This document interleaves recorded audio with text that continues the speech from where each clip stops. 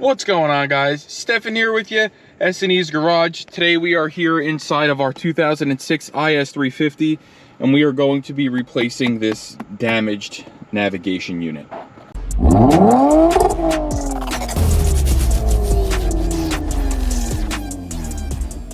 So early last week, we were actually driving in on our way to work and our navigation system started acting up.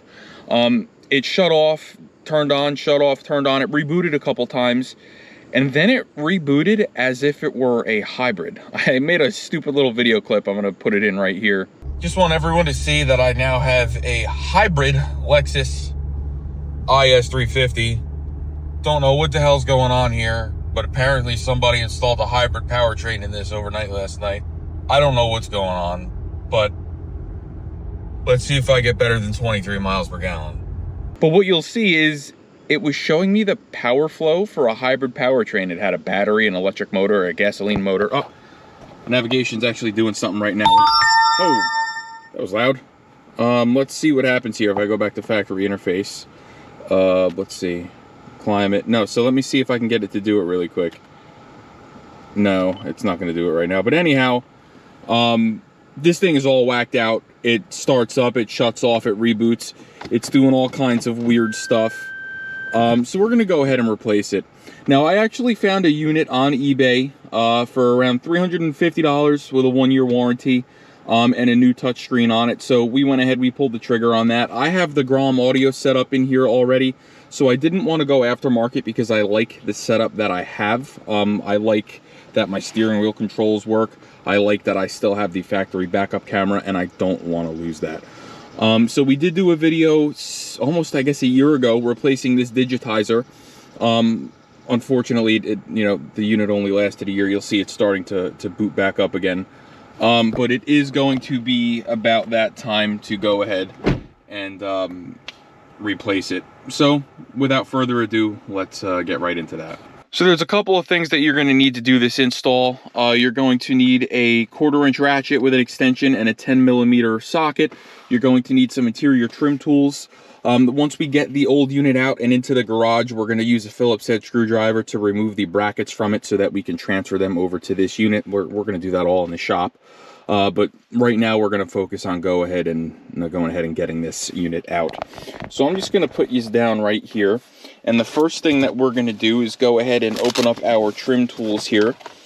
And we're going to go ahead and create a little gap right in here so that we can pull these silver garnishes here on either side of the console out. Like so. Now we're going to go ahead and remove our shifter boot. And then if you have your keys with you, all you got to do, turn the ignition on. We're going to go ahead and shift this into neutral. That way we can go ahead and remove this panel. You do have to slide this back, and then this whole thing should lift right out like so. Just be mindful of the connector under here. There should be one large one and one smaller one.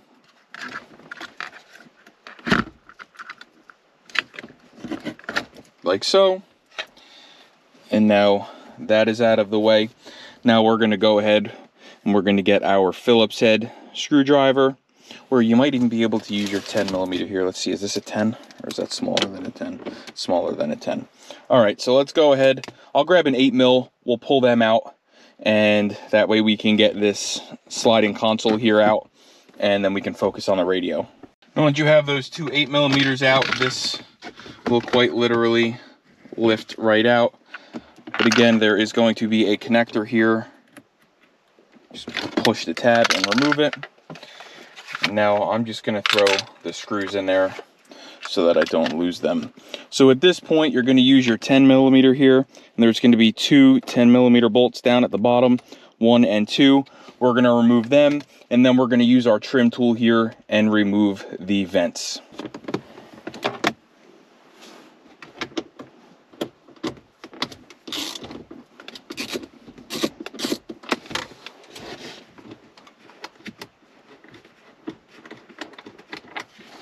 Okay, there's one screw. Yeah, we'll turn it off.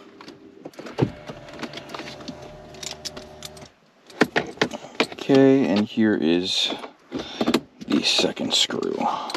So to go ahead and remove these vents, I don't like prying against the dashboard, especially in these cars, because the dashboards are very fragile. Let me just make sure you can see what I'm doing here. So now I'm just going to take this trim tool and I'm going to try to, let's see, I probably have to find a thinner one here. And we're just going to stick it here under the vents. And that's going to give us some room to get in here with the thicker one and begin to pry them out like so.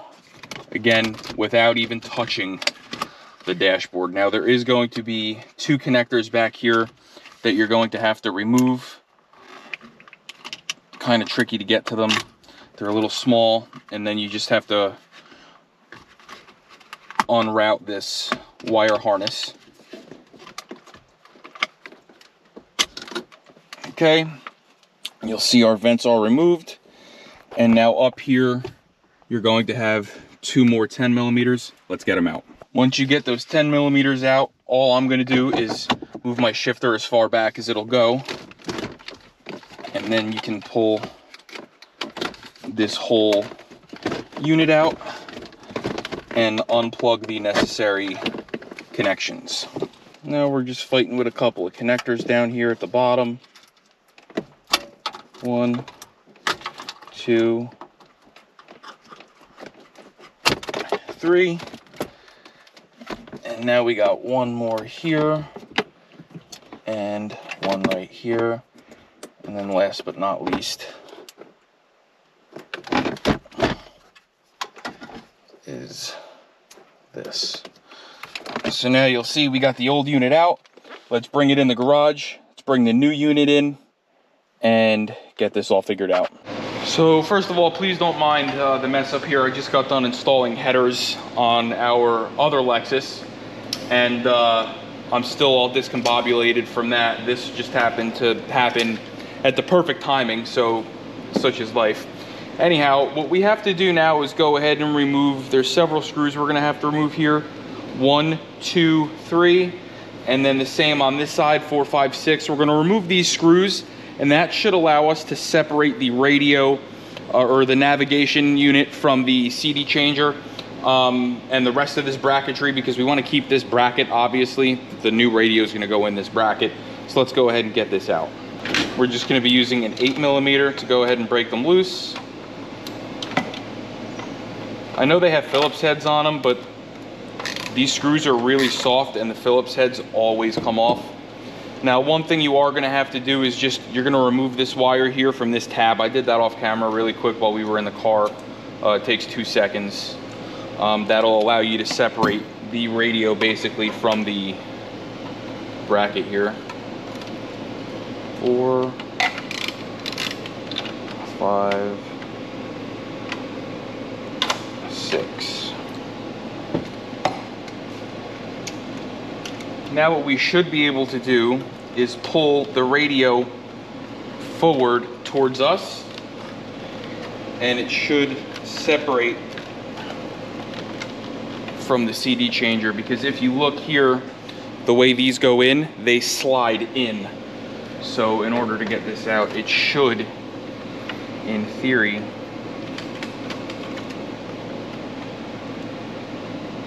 pop right out. Let's just double check, make sure we got everything here.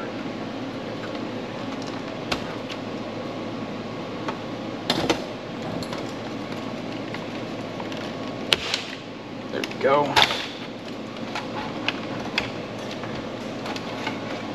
Okay, and the old unit will come right out. We'll go ahead, slide the new one in like so. Now we just go ahead, reinstall our screws in the reverse order. All right guys, so what I always recommend doing is plug everything in, test it before you slide it into the dash. You'll see here everything is working. If I turn the ignition on, we'll have access to our climate control here. So I'm happy with this. If I go to disc aux, my GROM audio works. I can go to CarPlay. Everything here is cool.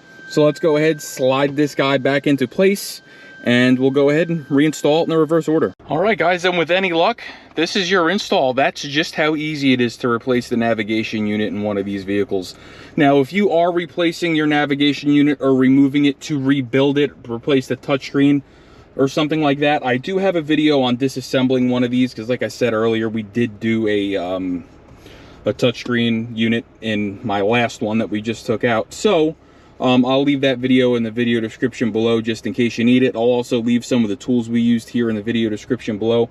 If you buy from those links, it does help the channel out, and we do greatly appreciate it. So please, if this video helped you, like, share, subscribe, smash that thumbs up button, and we'll see you next time.